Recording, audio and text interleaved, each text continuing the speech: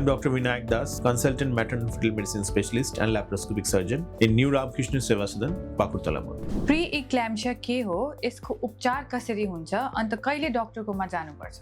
So, pre-eclampsia basically 20 हफ्ताको बाद तपाईको pressure बढ्नु हुन्छ आमाको, then it's called pre-eclampsia. प्रेसरको बिमारी प्रेग्नेन्सीमा दुई भागमा हामीले डिभाइड गरेको छ। पहिला छ कि 20 हफ्ताको अगाडि तपाईको प्रेसर बढ्नु भएको छ, त्यसले हामीले क्रोनिक हाइपरटेन्सन भन्नुहुन्छ। द्याट मिन्स तपाईको पहिलादेखि हाइपरटेन्सन थियो, प्रेसर प्रेग्नेन्सीमा हामीले थाहा हुनु भयो कि हामीले थाहा हुँदै थियो प्रेग्नेन्सीको अगाडि। 20 हफ्ता बाद सडनली पहिला जो नर्मल प्रेसर थियो जुन आमाको, उसको प्रेसर बढ्नु हुन्छ, त्यसले हामीले प्री एक्लैम्प्टिक मदर भन्नुहुन्छ। सो प्री एक्लैम्प्सिया एउटा सिंगल डायग्नोसिस छैन। Preeclampsia is a sequence of events. Sequence of events starts from, so sequence of events जो हुन्छ वो पहिला हाइपरटेन्सन हुन्छ आमाले, पहिला प्रेसर बढ्नु हुन्छ, प्रेसर बढ्नुको बाद खुट्टाहरू सुन्नुहुन्छ, प्रोटिन रिलिज हुन्छ, प्रोटिन रिलिज भएपछि त्यसले प्री एक्लैम्प्सिया भन्नुहुन्छ। And if in very dangerous situation पेशेन्टले एक्लैम्प्सिया सिजर या चम्की बिमारी भएपछि त्यसले हामीले एक्लैम्प्टिक मदर भन्नुहुन्छ। So it's a sequence of event. Pre एक्लैम्प्सिया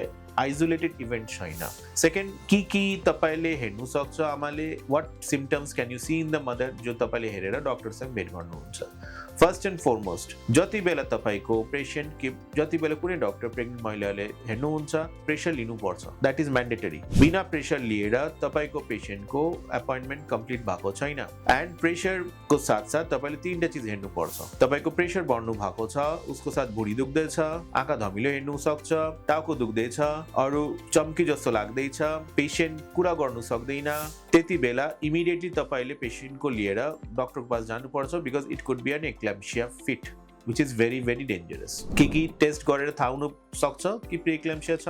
most important छ तपाईको कति प्रोटिन आउँदैछ युरिनमा, यो तपाईको सबैभन्दा इम्पोर्टेन्ट छ, किन युरिन बेसी आएपछि that is one of the criteria जसले हेरेर हामीले प्री एक्लैम्प्सिया डायग्नोज गर्नुहुन्छ। सेकेन्ड, प्री एक्लैम्प्सियाको लागि अरू के कम्प्लिकेसन हुन सक्छ।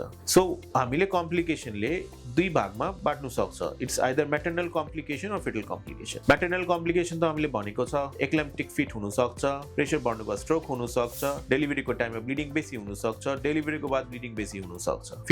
फिटसको ग्रोथ कम्ती हुन सक्छ, किनकि प्री एक्लैम्प्सियामा मेन प्रब्लम जो छ प्लेसेन्टाको ब्लड फ्लोको कम्ती हुनुको लागि प्री एक्लैम्प्सिया हुन्छ। सो फिटसको ग्रोथ कम्ती हुन सक्छ, फिटसको कहिले पनि तपाईको ब्लड फ्लो कम्ती हुन सक्छ, एन्ड इमर्जेन्सी बेसी प्रेसर बढेपछि डेलिभरी गरेपछि हाइड्रोजेनिक प्रिटर्म डेलिभरी हुन सक्छ। ट्रिटमेन्ट यसको के छ? अनफर्चुनेटली प्री एक्लैम्प्सियाको डेफिनेटिभ ट्रिटमेन्ट डेलिभरी छ। डेलिभरी छोडेर उसको कुनै डेफिनेटिभ ट्रिटमेन्ट छैन। अर्को जति प्रेसरको दबाई दिनु हाम्रो पास छ प्रेग्नेन्सीमा, वो तपाईको प्रेग्नेन्सी कन्टिन्यू गर्नुको कोसिस हुन्छ, बट डेफिनेटिभ ट्रिटमेन्ट प्लेसेन्टा निकाल्नुको बादै हुन्छ। सो हाम्रो टार्गेट जो हुन्छ, कुनै पेशेन्ट जसको प्री एक्लैम्प्सिया छ उसको हामीले टाइम जति लिएर जति दिनसम्म नानीले हामीले भितरमा राखेर आगे बढाउनु सक्छ, बढाएर at a appropriate time. So if it's a severe preeclampsia any time after 34 weeks, mild preeclampsia at around 37 weeks deliver गर्नुहुन्छ, बिकज जतिसम्म तपाईको प्लेसेन्टा भुँडीदेखि निस्किँदैन, तपाईको प्री एक्लैम्प्सियाको डेफिनेटिभ ट्रिटमेन्ट हुँदैन।